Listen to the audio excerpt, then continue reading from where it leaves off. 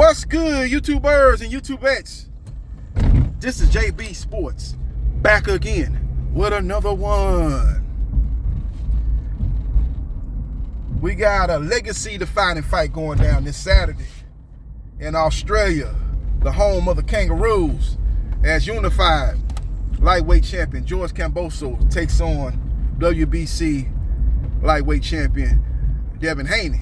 Now, a lot of people say, wait a minute, JB Sports, Kambosos is undisputed. He beat the man that beat the man. And Teofimo Lopez. Devin Haney is an email champion. Well, Devin Haney is the WBC lightweight champion. Now, I don't like how he got the belt. I don't even blame Devin for how he got that belt. I think the WBC should have made Devin fight for a vacant belt. I don't think they should have just handed him the belt via email. I think that kind of hurt Devin Haney in the eyes of a lot of boxing fans, but he is, in my opinion, one of the top fighters in the lightweight division, and he is the WBC lightweight champion, in my humble opinion. Now, I'm going to break down this fight, man. I think it's a very interesting fight due to the fact that both guys are one of the more skilled fighters in the lightweight division. Both guys have a lot of self-belief. Both guys have a lot of confidence. And both guys bring attributes to this fight that's going to make this a very entertaining fight, in my opinion. As we're going to have Manny Pacquiao versus Floyd Mayweather Jr. 2.0, because Kambosos is from the school of Manny Pacquiao. And Devin Haney is from the school of Floyd Mayweather Jr. It's going to be a very interesting matchup. Now, Kambosos is a guy, just like his protege, Pacquiao, looks to jump in and get off combinations. But he's not as reckless at times as a Manny Pacquiao. He's a little bit more responsible defensively. He does a good job of disguising his looping shots. I think he's probably the best fighter in boxing at disguising looping shots. Usually when you're throwing looping shots and you're fighting a guy that's very skilled and very technical defensively, they're able to neutralize a guy throwing looping shots. Very rarely getting hit with those looping shots. But you got to give Kambosos a lot of credit. I mean, I think he's probably the best boxer in boxing today as far as disguising and getting off and landing consistently looping shots. But don't make no mistake about it, he's a combination puncher. He's looking to get in, get his shots off, and get back out. He's a guy that has great footwork. He's a guy that, in my opinion, cannot get caught up in the crowd. He cannot be over-aggressive. He's got the jab to the body.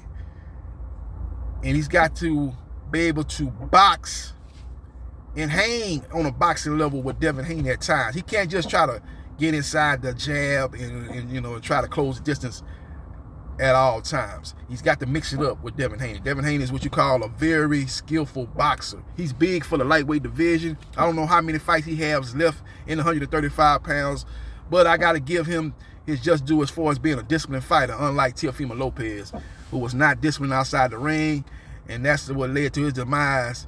And one of the reasons what led to his demise in the George Kambosos fight. So I think Devin Haney has a nutritionist. He has a very good team around him. So he might be able to stay longer at 135 than I originally thought, actually. So we'll see what happens, and we will see what transpires. But Devin Haney's got to get his respect. Devin Haney's got to set the jab up. And he's got to hit him with the right hand. He's got to get Kambosos respect early. I think in a lot of his fights, he likes to basically outskill his opponent, then later on try to step it up and try to sit down on his punches. That's kind of what he did in the Linares fight. I think he's got to do it vice versa in this fight. I think he's got to sit down on his punches a little bit earlier in this fight to get Kambosos respect. So he's got to do the old 1-2, left jab, right hand, and sit down on his punches. He's got to, in my opinion, use his physical advantage. He's the guy with the longer reach. He's the more athletic fighter. He's a guy that can control distance. He's the guy that, in my opinion, has more tools in the toolbox. Not a lot of more tools in the toolbox, but he does have more tools in the toolbox, and I think it's very, very, very interesting. When you look at the speed advantage, I think Kambosos is faster than Kambosos. It is a little bit faster than Haney, but Haney is not slow at all. He's fast enough to compete with Kambosos. It's kind of like when Pacquiao fought Mayweather. Pacquiao had faster hands than Mayweather, but it wasn't like it was a big advantage. Mayweather has fast hands too, and with Mayweather's timing and stuff like that, and his boxing IQ, he was able to neutralize a lot of things that Pacquiao did. And that's the same thing that Devin Haney would be looking to do versus George Kambosos. This is a very, very, very intriguing matchup. Very, very intriguing matchup. It's going to be interesting to see how this fight plays out. I think, guys, both fighters are going to have to do a little bit more than what they've done in previous fights. Like I said, I think Kambosos, like I said, he's looking to get in, get his shots off, and get back out and use his combinations to his advantage and his fast hands to his advantage. But I think he's going to have to compete with Haney in the middle of the ring, and then he's going to have to close distance at time and get inside and try to push back or Haney. Now, he said Haney's going to be doing a lot of running. I don't think Haney's going to be doing as much running as Kambosos anticipated. I think Haney's going to sit down on a lot of his shots, man. I think Haney's going to be looking to land shots. Haney is a guy that is a very sharp puncher. A lot of people say he don't have no power, but you don't see a lot of guys able to walk down Devin Haney. Devin Haney makes most of his fights look easy. He's lost very few rounds. He lost a couple of rounds to Linares. He lost maybe 3 or 4 rounds to JoJo Diaz. Oh, yeah! Outside those 2 fights, he probably haven't even lost a round. Now, George Kambosos is a guy that a lot of people say, well, once you become champion, you become, what, 20% better or 40% better? And that's got to be the case if he wants to pull off this victory Saturday night here in the U.S., Sunday afternoon in Australia. So we will see what happens, and we will see what transpires.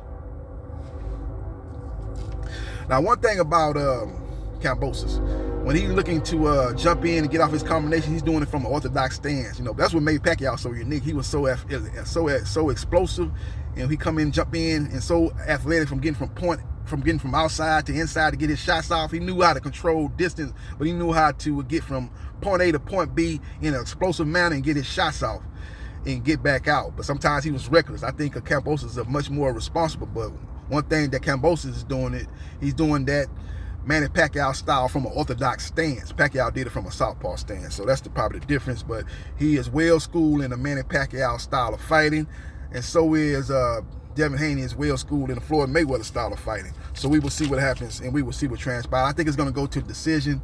I think it's going to be a fight where I think Haney's going to hurt Kambosos. I think he's going to surprise Kambosos with his power. I don't think Kambosos thinks Haney has much power, but I think he's going to find out that Haney has more than respectable power, and I think his power has gotten better as he's matured and he's got a little bit older. So we will see what happens. We'll see what transpires. I think Haney will be a little bit surprised that Kambosos is a much better boxer than he probably is getting him credit for. I think he look at Kambosos as a guy that's got fast hands, that is explosive, but a guy that can't compete with him from a technical level. And I think Kambosos is going to surprise him in that aspect. I think JoJo Diaz kind of surprised Haney in his technical ability in that ring. Surprised Haney. I think he said that in the post-fight press conference. I think it's going to be the same that's going to be said for Kambosos when he takes on and competes with Devin the Dream Haney.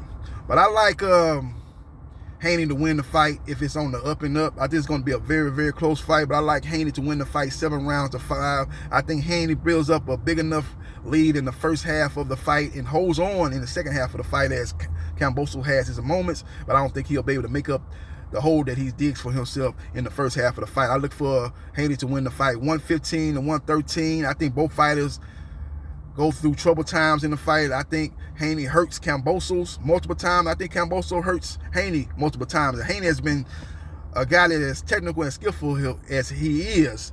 He does get caught with a lot of clean shots, particularly in the second half of the fight.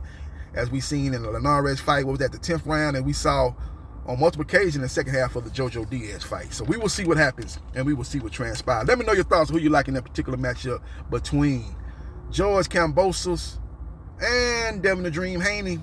And hopefully the winner of this fight will take on one of the other big names in the lightweight division, whether it's Vasily Lomachenko. Well, if Devin Haney wins, he's going to have to give Kambosos an immediate rematch. But if Kambosos wins, I think he's going to be in line to take on either Ryan Garcia or Tank Davis. Now, Tank and Ryan is the fight a lot of people are clamoring for, but I think if Kambosos win, I think he has a better chance of getting the Tank fight because he's not affiliated with any network.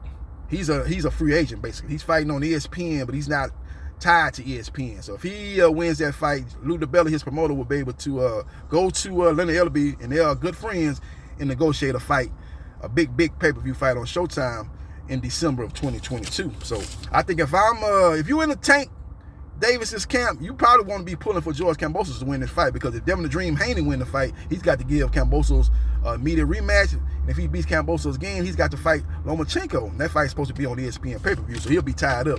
If Kambosos win, then you could seek that fight and you could become undisputed with a victory over George Kambosos in December of 2022. So we will see what happens, and we will see what transpires. The wild card is Ryan Garcia. He's a guy that has a huge social media following. Maybe he gets involved in a fight with a Kambosos if he wins. So those one of the two opponents, if Kambosos is successful against Devin Haney, those are two possible opponents for later on this year. Let me know your thoughts on who you think is going to win this particular matchup.